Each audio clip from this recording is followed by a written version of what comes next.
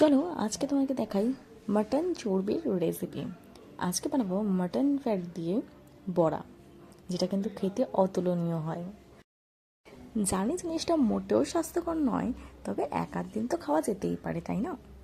তাই এখানে প্রথমেই মাটন ফ্যাটটাকে ভালো করে ক্লিন করে নিয়েছি, আর ক্লিন করে নেওয়ার পরে এটাকে ছোট্ট ছোট্ট করে পিস করে নিয়েছি।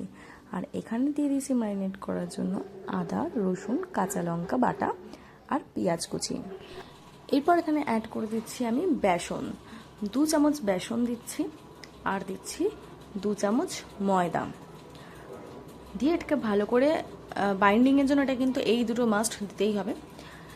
আর দেবো হলুদ গুঁড়ো, আর তোমরা যদি মনে করো লঙ্কার গুঁড়ো দেবে, একটু ঝাল বেশি চাইছো তাহলে এখানে লঙ্কার গুঁড়ো অ্যাড করতেই পারো।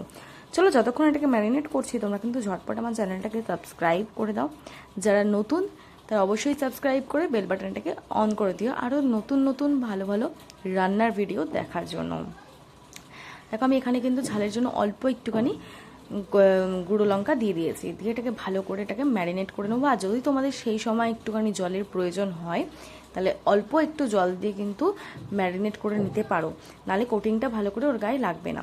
আর দিয়ে দিলাম স্বাদ মতো নুন, দিয়ে এটাকে ভালো করে বাইন্ডিংটা করে নিচ্ছি। নিয়ে আমি রেখে দিয়েছি এটাকে 5 মিনিটের জন্য আমি রেস্টে রেখে দিয়েছিলাম। ঠিক এইরকমই একটু শুকনো শুকনো করে মাখতে হবে। এটা যেন জল দিয়ে একদম পাতলা করে দেবেন না, তাহলে কিন্তু কোটিংটা ওর গা থেকে ছেড়ে যাবে, আর যেহেতু মাটন ফ্যাট এটা কিন্তু ওর গায়ে ধরবে না। এবার আমি এখানে কিন্তু তেল দিয়ে আস্তে আস্তে এটাকে ছেড়ে দেবো, দিয়ে এপিট ওপিট করে কিন্তু ভালো করে ভাজবো। তবে এক পিঠ ভালো করে ভাজা হওয়ার পরেই কিন্তু আরেক পিঠ আমি উল্টাবো। দেখো এখানে সব বড়াগুলো কিন্তু ভাজার জন্য আমি দিয়ে দিচ্ছি। একটু এই সময় কিন্তু গ্যাসের ফ্লেমটা একদম মিডিয়াম ফ্লেমে থাকবে।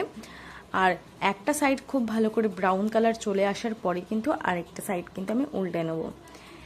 দেখো এখানে মা কিন্তু দিয়ে দিচ্ছে বড়াগুলোকে সুন্দর করে এক একটা পিস।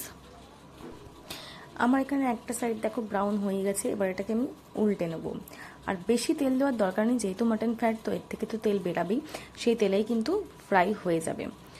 দেখো আরেকটু হবে, আরেকটু যখন কালারটা চেঞ্জ হবে তখনই কিন্তু এটাকে তোমরা চেঞ্জ করবে।